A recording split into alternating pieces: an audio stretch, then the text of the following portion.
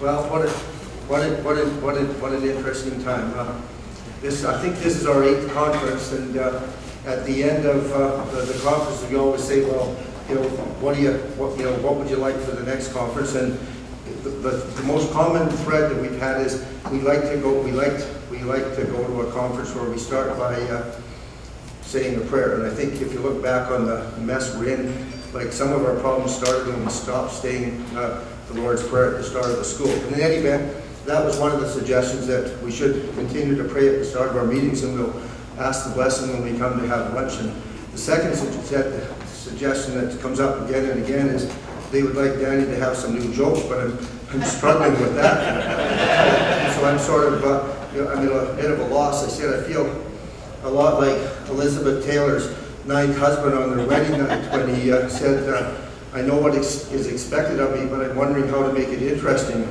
I told that at the cattlemen's meeting last fall, and there was a young fellow at the front of the room. He turned to his friend and said, "Who's Elizabeth Taylor?" I know I really am hurting for jokes, but nevertheless, here we are. It's sort of I think it's one of the most challenging times that most of us have seen in our lifetime.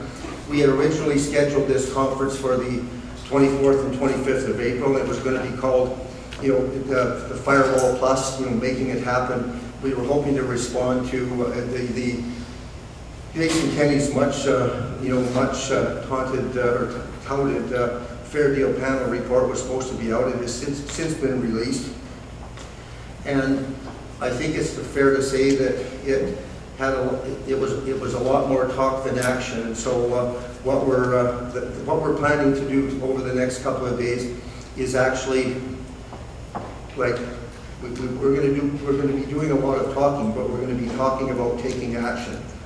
If you look at the Fair Deal Panel report had, I don't know if you've looked at it or not, but it had 25 recommendations of them. 13 of them, they said they were already doing them, and they all started with, we'll press strenuously, we'll continue to collaborate, we'll collaborate, we'll press for support for, we'll collaborate, we'll continue to challenge.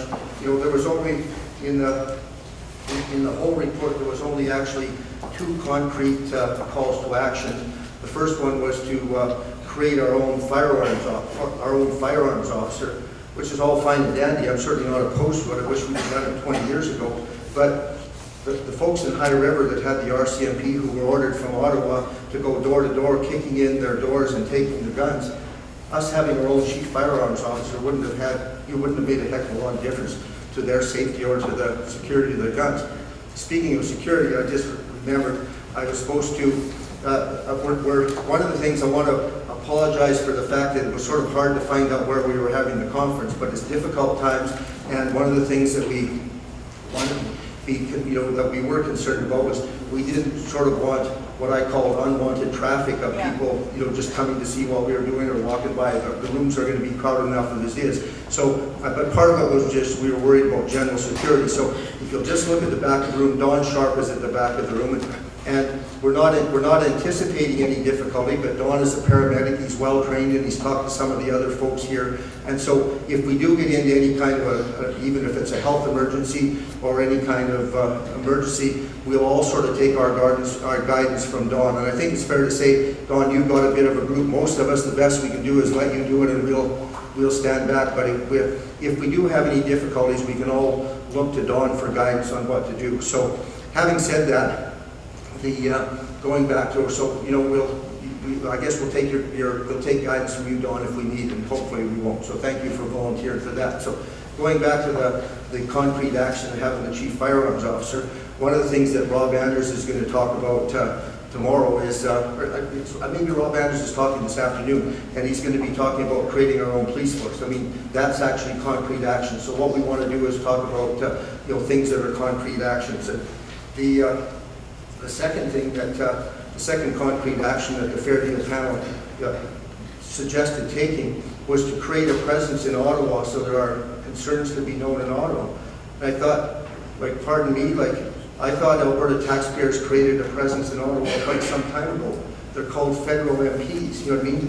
Maybe we didn't have text and stuff when Jason went down there 20 years ago. Maybe he didn't know that, I don't know. But in any event, we've had a presence in Ottawa, and my contention is it would be a lot easier for our federal MPs to get something done if the Premier of Alberta, whoever it was, I'm not blaming Jason necessarily, although it's him right at the moment, but if the Premier and the leadership of Alberta would say, look, we're done with this, we want a better deal, it would be easier for our MPs to go down to Ottawa and bang on the table and say, look, we have to make something happen because the people out west aren't happy.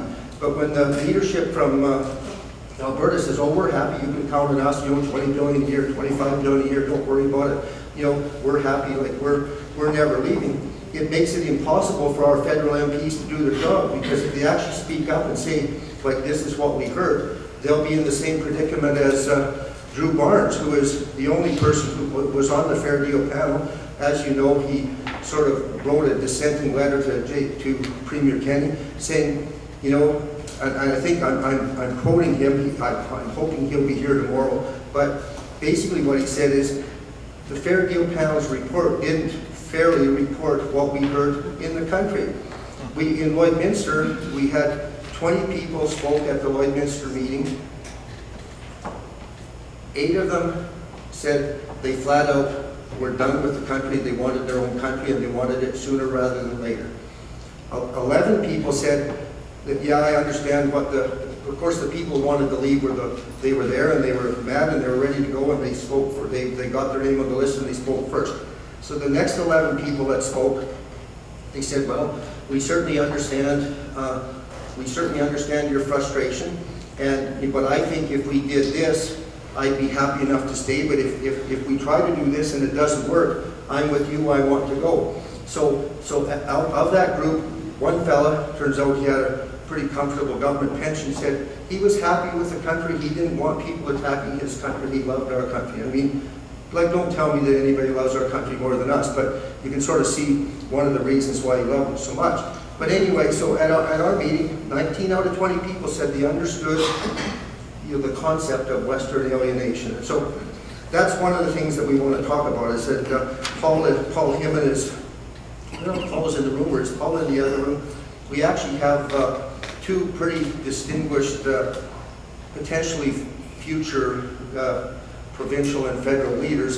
Derek Sloan is, I'm not sure if Derek Sloan is in the other room or if he hasn't got here yet, but Derek Sloan is one of the federal conservative leadership candidates. He's going to be addressing us at noon.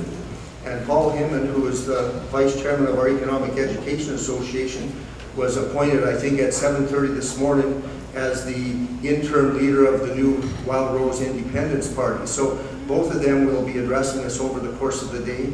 And tonight at 7 o'clock we'll be having a fireside chat with Derek and, as it turns out, it's Paul. We actually invited the other federal leaders, and we invited Jay Hill. They declined to come for a variety of reasons, and that's fine. It's a busy time, but nevertheless, we'll have Derek here tonight, and we'll have Paul, and I think it'll be an interesting discussion, because John Robson is going to help moderate it, via text and email, and but it'll be interesting to ask the question, and Derek will be able to say, well, this is how I would deal with it, from a national perspective, and Paul will say, well, this is how I think we should deal with it as a provincial perspective. And Paul isn't actually saying we should leave, he's just saying we should take charge of our own affairs, and if we took charge of our own affairs, it sort of becomes academic whether we're leaving or not. So I think that will be a really interesting, that'll be a really interesting discussion. But I think one thing more than anything that,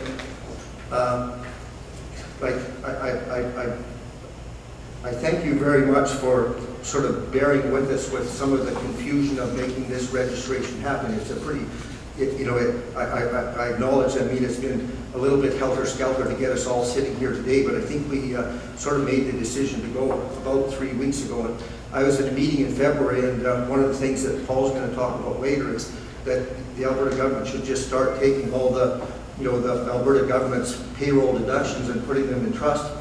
And I said if we started doing that, we'd have a First Minister's meeting in about 30 days. And we would, you know what I mean? We really would. In the meantime, we'd have the money too. But anyway, the next, government cabinet minister said, "Oh, Danny, you don't understand. It takes 2 years to organize the first minister's conference." And I said, "Yeah, actually, I do understand, and that's why we're $1.5 trillion bloody in debt, is because it takes 2 years to organize something that needs to be done." So if we have some shortcomings today, just appreciate the fact that we've done a lot of it in the last couple of weeks to make it work. But I think one of the things that more than anything tipped us over to saying, like, we have to go now, it was recommendation 25 in the Fair Deal Panel report. And here's what, well, let me just say before I get to that.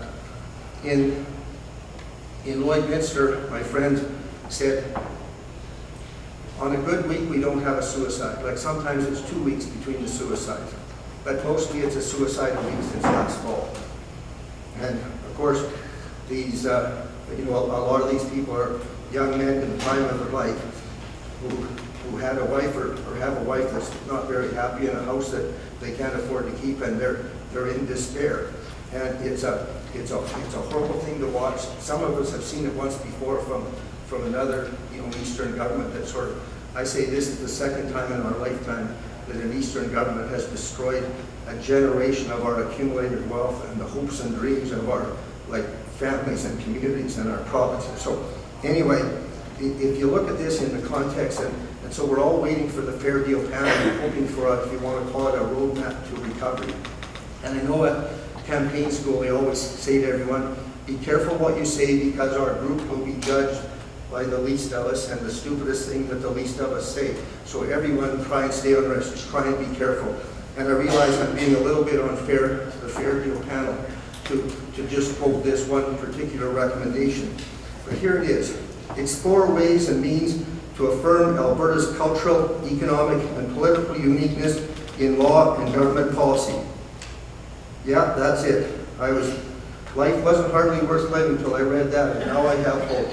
You think, are you kidding me? I realize it's only one line in the thing, but it took them 10 months, and that's a recommendation. Like, if nothing else, they could have saved us the paper that they wrote it on. Let me read it to you one more time. And when they asked why we're having this meeting, say, well, we're exploring ways and means to affirm Alberta's cultural, economic, and political uniqueness in law and government policy. Well, actually, we might take that recommendation. And that's what we're going to be talking about today is, yeah, we're unique. There's things we can do in law and government and policy to get a fair deal for Alberta. And that's what we intend to do today.